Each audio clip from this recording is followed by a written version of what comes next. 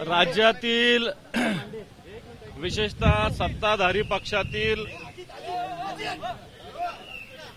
कलंकित, भ्रष्टाचारी व असंवेदनशील मंत्री असतील, आमदार असतील, यांना ताबडतोब बडतर्फ केलं पाहिजे ही मागणी घेऊन महामहिम राज्यपाल महोदयाची भेट आज शिवसेनेच्या सगळ्या शिष्टमंडळाने घेतली। राज्यातील मंत्र्यांचं ज्या पद्धतीनं भ्रष्टाचारी वर्तन आहे, असंवेदनशील वर्तन आहे, आमदारांचंही तसंच आहे। मग त्यात सामाजिक न्यायमंत्री संजयजी शिरसाट यांचा प्रत्यक्षात नोटा घरामध्ये बॅगमध्ये खचाखच भरलेल्या नोटांची बॅग, त्यांनी केलेला एका टेंडरमधील वेदांत वीट्स हॉटेलमधील भ्रष्टाचार, MIDCतील पार्किंगचं भूखंड स्वतःसाठी घेणं, त्याचप्रमाणे राज्याचे कृषी मंत्री माणिकराव कोकाट यांनी शेतकऱ्यांविषयी गैरउद्गार काढणं, ढेकळाचे पंचनामे करायचे का, कृषी खातं ओसाडगावची पाटीलकी आहे। आणि हेच मंत्री जे लोकशाहीचं मंदिर विधान भवन विधिमंडळ समजलं जातं आहे, या ठिकाणी या सभागृहात रम्मी खेळताना आढळलेले आहेत। त्याची सगळ्या महाराष्ट्रानं मला असं वाटतं त्याचं दर्शन घेतलेलं आहे असं म्हणावं लागेल, कारण शेतकऱ्यांच्या भावनेशी किती असंवेदनशीलतेनं खेळणं आहे हा प्रकार याच्यातून दिसलेला आहे। दुसरं, राज्याचे गृहराज्यमंत्री योगेश कदम यांच्या आईच्या नावावरचा डान्स बार, इथं 22 बाला पकडल्या गेल्या। डान्स बार राज्याचा गृहराज्यमंत्री इनलिगल डान्स बार चालवतो, त्याला पोलीस पकडतात आणि मग राज्याचे मुख्यमंत्री, राज्याचे गृहमंत्री कॅबिनेट असलेलं हे झोपलेलं आहे का हा प्रश्न आहे। गृहराज्यमंत्रीच जर मला असं वाटतं अशा पद्धतीनं डान्स बार चालवणार तर राज्याच्या बाकीच्या जनतेनं काय केलं पाहिजे। हेच गृहराज्यमंत्री स्वतःच्या मतदारसंघात वाळू खऱ्या अर्थानं घरकुलाला दिली पाहिजे, सर्वसामान्याला दिली पाहिजे, याच्याऐवजी वाळूचा साठा करून स्वतःच्या स्वार्थासाठी वापरतात। हे गृहराज्यमंत्री योगेश कदम हनी ट्रॅपच्या विषयी ज्या पद्धतीनं महाराष्ट्रात अंगुली निर्देश जात आहे, काही मंत्र्यांचा याच्यात सहभाग आहे। एकनाथ खडसे साहेबांनी मागच्या आठवड्यामध्ये हा विषयाला सातत्यानं आवाज उठवलेला आहे। ठाणे बोरिवलीच्या बोगद्याच्या रस्त्याच्या प्रकरणात आपल्या सगळ्या महाराष्ट्राला माहिती आहे 3300 कोटी रुपयाचं टेंडर या सगळ्याच्यात घेतलेलं आहे। मग मीरा भाईंदरमध्ये सरनाईकांचा विषय असेल, त्याचप्रमाणे ज्या पद्धतीनं आमदारांचं वर्तन असेल, मग पडळकर, ख्रिश्चनांचा सैराट करा, हे काय भानगड आहे, पाद्र्यांना ठोकून काढा। एका म्हाताऱ्या आईची जवळपास 17 एकर जमीन हडप केली। त्याचप्रमाणे नितेश राणे ज्या पद्धतीनं बोलतात ते एक सगळ्यासमोर आहे। एक आमदार कॅन्टीनमध्ये एका वेटरला मारतात आहे। एक आमदार जे अंदाज समितीचे आहेत अर्जुन खोतकर यांच्या समितीच्या दौऱ्याच्या दरम्यान कोट्यवधी रुपये धुळ्यामध्ये सापडतात आहे। अक्कलकोटमध्ये संभाजी ब्रिगेडवर हल्ला झाला तर लातूरमध्ये छावा संघटनेच्या कार्यकर्त्यावर हल्ले केले, सत्ताधारी पक्षाच्या लोकांनी सगळे केलेले आहे। आणि म्हणून अशा पद्धतीनं काही खुनाचे प्रकरण आहे ज्याच्यात सत्ताधारी पक्षाचे लोक आढळले, त्याचा तपास होत नाही। आणि म्हणून या संदर्भात सरकार तर काही ऐकत नाही।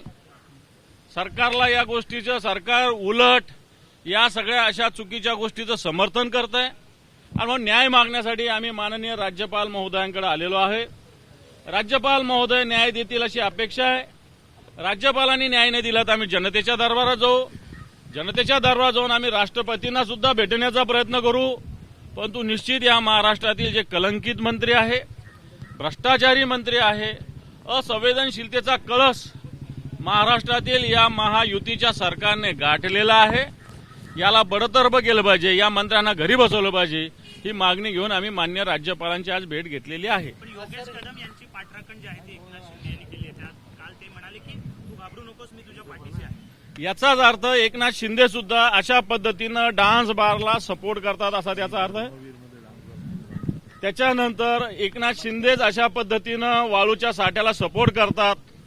आणि याच एकनाथ शिंदे यांनी धर्मवीर पिक्चर काढलेला आहे, याच्यामध्ये डान्स बार फोडल्याचा सीन आलेला आहे, जो आनंद दिघे यांच्या जीवन चरित्रावर आधारित चित्रपट आहे. आणि याच्यामध्ये एकनाथ शिंदे यांनी डान्स बार फोडल्यास दाखवले. आणि हेच एकनाथ शिंदे जर अशा पद्धतीनं घाबरू नकोस म्हणत असेल, ते काय मला असं वाटतं घाबरू नको म्हणत असेल मी तुझ्या पाठीशी, तर मला असं वाटतं हे एकनाथ शिंदे डान्स बारचं पाठीराखा करतात अशा पद्धतीने. मी तर मग म्हणेल केंद्राला पण यांना सुद्धा सगळ्या मंत्रिमंडळातून काढलं पाहिजे. सर, आज जिस तरीके से आप गवर्नर से मिलने गए हैं, क्या कहना चाहेंगे, क्या मुलाकात हुई है सर, किस बारे में चर्चा हुई? मराठी झालं का सगळं? हो सर, झालं. अपन ये बोलूंगा आदि जिस प्रकार महाराष्ट्र में जो मिनिस्टर्स है जिस प्रकार बर्ताव कर रहे हैं, कलंकित मिनिस्टर है, भ्रष्टाचारी मिनिस्टर है, असंवेदनशील मिनिस्टर्स है, जिसमें नाम लिया जाएगा संजय शिरसाट. इनके घर में बड़ी नोटों की बैग वीडियो के माध्यम से सामने आई. इन्होंने एक टेंडर में 65 करोड़ का टेंडर है, इसमें घपला किया. इन्होंने एमआईडीसी की जगह जो पार्किंग के लिए थी खुद के इंडस्ट्री के लिए है. इन्होंने इनके डिपार्टमेंट में 1500 करोड़ रुपए का जो टेंडर दिया है वो गलत टेंडर दिया है. इसी प्रकार जो मानिकराव कोकाटे है कृषि मंत्री, इन्होंने किसानों के बारे में जिस प्रकार वक्तव्य किया था वो किसानों के लिए बहुत गलत था. और यही मानिकराव कोकाटे हमारे विधिमंडल में रमी खेल रहे थे, मोबाइल पर रमी. किसानों की खस्ता हालत उनको दिखती नहीं है, लेकिन रमी खेलते हो. इसी प्रकार एक जो होम मिनिस्टर है, state home minister Yogesh Kadam, इनके मां के नाम पे खुद के नाम मां के नाम इनका डांस बार है, जिसमें 22 डांस बार गर्ल पकड़ी गई है. अगर राज्य का स्टेट होम मिनिस्टर इस प्रकार इनलीगल डांस बार चला रहा होगा तो महाराष्ट्र से लॉ एंड ऑर्डर की अपेक्षा जनता ने किस प्रकार रखनी चाहिए, ये भूमिका हमने माननीय राज्यपाल महोदय से रखी है. इसी प्रकार हनी ट्रैप के माध्यम से भी कोई मिनिस्टर की तरफ अंगुली जा रही है. कुछ एक टेंडर ठाणे बोरिवली का था, वो भी 3,500 करोड़ अब हो गया है. और बहुत सारे मिनिस्टर है, बहुत सारे एमएलए जिन्होंने जिस प्रकार का बर्ताव किया जो महाराष्ट्र के लिए हानिकारक है. और इसके वजह से महाराष्ट्र के इन मिनिस्टरों पे, इन एमएलए पे कार्रवाई की जाए. सरकार तो कुछ सुन नहीं रही. अभी आपने बताया कि एकनाथ शिंदे जी कहते हैं कि आप डर मत मैं पे पीछे, इसका मतलब सरकार कुछ नहीं कर रही है, सरकार के सीएम डीसीएम कुछ कर नहीं रहे. इसलिए हमने माननीय राज्यपाल महोदय से दरखास्त की है कि इस प्रकार का काम महाराष्ट्र में चल रहा है, महाराष्ट्र की प्रतिमा मलिन करने का काम, खराब करने का काम हो रहा है, इसके खिलाफ आपने कार्रवाई करनी चाहिए. कौन कौन से मिनिस्टर या एमएलए जिनके रेजिग्नेशन की मांग आप लोगों ने की, उनके नाम? देखो हमने बताया ना, संजय शिरसाट, मानिकराव कोटकाटे, योगेश कदम, संजय राठौड़, प्रताप सरनाईक, ये लोगों के नाम बताया हमने. सर, एक जानकारी ऐसी सामने आई है कि 14,000 पुरुष हैं जिनको लाड़की बहन योजना का लाभ. मैं समझता हूँ पहले ये इश्यू होने दो, बाद में बात करेंगे. सर, लाड़की बहन योजना से कितने सारे पुरुष हैं, उनको निकाला गया है. चुनाव जिस वजह से जीता गया, जिस योजना के वजह से सरकार अस्तित्व में आई, उसी में सबसे बड़ा स्कैम हो रहा है. आप विपक्ष में, आपको नहीं लगता कि इस पे सरकार ने जिस प्रकार ये योजना लागू की है, ये योजना बहन को लाडली समझने से ज्यादा बहन वोटर है इसलिए लागू की थी. फिर इसमें कुछ बहनें सरकार में ऑफिसर थी, इनकम टैक्स भरती थी, उनको भी फायदा पहुंचाया गया. और बहनों के बजाय कई भाइयों को भी फायदा इसका पहुंचा गया. लेकिन सरकार ने उस वक्त ही ये सब फॉर्म रजिस्ट्रेशन था पूरा देख के करना चाहिए था, लेकिन सरकार ने नहीं किया, वोटों के लालच के पीछे लग के.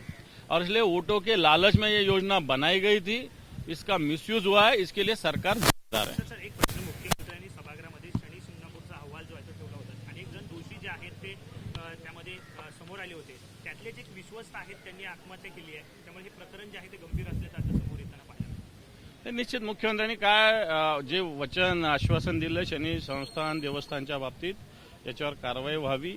निश्चित याच्याविषयी कुणी आत्महत्या केली, कशा पद्धतीने केली याचा सुद्धा तपास व्हावा, अशा प्रकारची मागणी आम्ही करू. दोन्ही ठाकरे बंधू ये देखो, अगर कोई रेव पार्टी कर रहा है तो उस पर कार्रवाई होनी चाहिए. लेकिन एक रेव पार्टी को 3-3 दिन पुलिस पीछे लग के अगर वो खेवलकर जी को पकड़ते होंगे साजिश रचा के, तो वो भी गलत है. इसलिए इसकी निष्पक्ष इंक्वायरी होना चाहिए, तपास होना चाहिए और उसमें कार्रवाई होनी चाहिए। लेकिन ये नहीं होना चाहिए कि वो एकनाथ जी खडसे साहब के दामाद है इसलिए ये कार्रवाई, ऐसा नहीं होना चाहिए, ऐसा हम समझते हैं। दोन्ही ठाकरे बंधू एकत्र आल्यामुळे आता शिवसेना शिंदे गटातले पक्षप्रवेश जे आहेत ते कमी होताना दिसून येत आहेत. काय मला असं वाटतं शिंदे गटातले प्रवेश हे फक्त कोणी 10 लाखाचं काम, कोणी 10 कोटीचं काम, कोणी 5 कोटीचं काम, कोणी 20 एवढ्यासाठीच जातात. बाकी कोणी फार प्रेम आहे एखाद्यावर असं कोणी एकही माणूस जात नाही. आम्हाला सगळे भेटत असतात, आमच्यातलेच लोक गेलेले आहे. फक्त आता जसा जसा सोर्स कमी होईल तसं तसं हे प्रमाण बंदच होणार आहे. जर एकत्रित असतील तर महायुती अनेक महापालिका त्या एकत्र लढतील, तसा प्लॅन बी महायुती तयार करते. किती फायदा होईल? हे पण मला असं वाटतं आम्ही या सगळ्या प्लान बिन या भानगडीत पडत नाही. जे काही जनता ठरवत असते, जनतेच्या दरबारात जायचं, जनतेच्या कोर्टात जायचं आणि लढायचं, ही आमची भूमिका आहे. बाकी plan A, plan B, plan C, plan D या भानगडीने कोणाला महायुती एकत्र लढली तर तुम्हाला फायदा होईल जर दोन भाऊ एकत्र आले. एकन एक केल्यावर 2 नाही 3 होत असतं, 4 होत असतं, तेव्हा आले तर फायदा होईलच ना, नाही काय सांगणार. पवार सोमवारपर्यंत माणिकराव कोकाट्यांबाबत निर्णय घेऊ असं म्हटले होते, पण आज आता अजूनपर्यंत तरी काही तसा निर्णय झालेला दिसत नाहीये. अजित पवार, माणिकराव कोकाटे असतील, धनंजय मुंडे असतील, अशा लोकांचा पाठिंबा देतात. अजित पवारांच्या या सगळ्या पक्षातील लोकांनी, छावा संघटनेच्या लोकांना, छावा मराठा युवा संघटनेच्या लोकांना ज्या पद्धतीनं मारहाण केली, मग सगळं जर बघितलं तर अजित पवारांना या सगळ्या गोष्टी करायच्या का नाही करायच्या हा प्रश्न निर्माण होतो. आणि माणिकराव कोकाटेंना संरक्षण अजितदादाच देत आहेत. फ्लॅट इनलिगल चुकीचं घेतलं त्याला वाचवलं, शेतकऱ्याविषयी चुकीचं वक्तव्य केलं त्याला वाचवलं.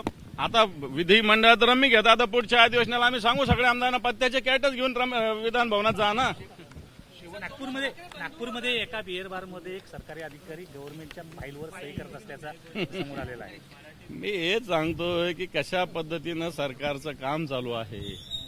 जर आता ऑफिसमध्ये सही करायला त्या ऑफिसरला लाज वाटत असेल आणि बारमध्ये जाऊन सह्या करत असेल तर मला वाटतं या अशा अधिकाऱ्यांना काय केलं पाहिजे. एबीपी माझा, उघडा डोळे बघा नीट.